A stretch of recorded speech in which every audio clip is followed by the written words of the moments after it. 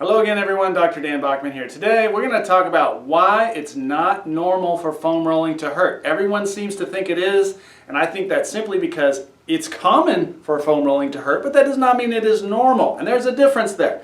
So just because something is common doesn't mean it's normal. I mean, tons of people have cancer. Is cancer normal? No. So the reason foam rolling hurts goes back to my definition of massage, or my philosophy about massage, which foam roller is just self-massage, right? You're using the roller as a tool to roll around on things. And my rule for massage is, the way to tell if you need massage is do it, and if it hurts to do, you need it, and if it doesn't, you don't. So massage is an exploratory activity. You just kind of check around, poke around on yourself. If you find painful spots that hurt to poke on, you can benefit from massage in that place. Also, I tell my patients, doing things the way I tell you, you cannot harm yourself with massage. You cannot do damage. It will hurt in places where you need it, but it's not actual damage. I also tell them that massage is intentionally bruising you a little bit, and that's likely what's happening, or at least a contributor to the pain if you foam roll your thighs or your IT bands or your glutes. You're bruising yourself a little bit to break up scar tissue that can kind of glue stuff together.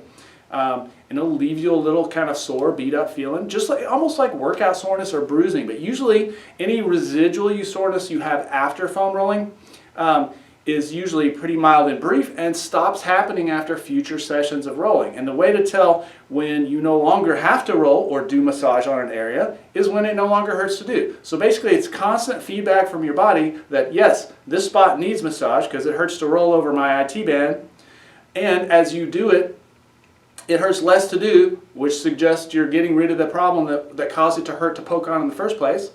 And then when it no longer hurts, then you no longer need it. Now, going forward for life, to tell if you need to foam roll, you just do a few passes. Kind of test, I call it test rolling. Just kind of test roll all over. You can poke around on your own shoulders or wherever you like, and if you find painful spots, pretty much guarantee that you can benefit from doing massage on those areas.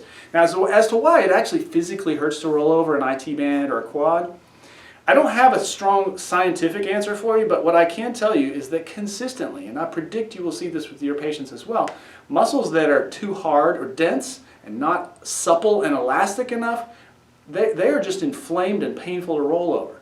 It's not normal to hurt to poke on you. I mean, that's a sign of inflammation among other things. And who knows, maybe it's the case that muscles that aren't elastic enough or pliable enough or long enough, maybe they complain in the form of inflammation. But I can tell you, watch it happen every time. By the way, foam rolling, I recommend every 3 days, not daily. And the reason not daily, I'm glad I'm remembering this. The reason not daily is because, again, you're intentionally bruising yourself a little bit, which is worth the other benefits, but you're going to want those bruises to calm down before the next time. Otherwise, you'll just have a permanent bruise that never goes away and never feels any better to roll over. So that's one reason why some people it may hurt them every time when they roll. Either they're doing it every day, or they're doing it too long in a session. Like I just do 1 to 2 minutes per IT band, for example. 1 to 2 minutes per quad, per glute. You can overdo the dose. So you can give yourself too big of a dose of a good thing. I mean, you can overdose any good thing. So the dose, the frequency matters a lot, and then look for the trend. If it's hurting less the foam roll as time goes by, you are fixing that problem. So anyway, I hope that explains why foam rolling, it's not normal for foam rolling to hurt, and if it does hurt, that means you need it. And if so, great, give it a like or a follow below.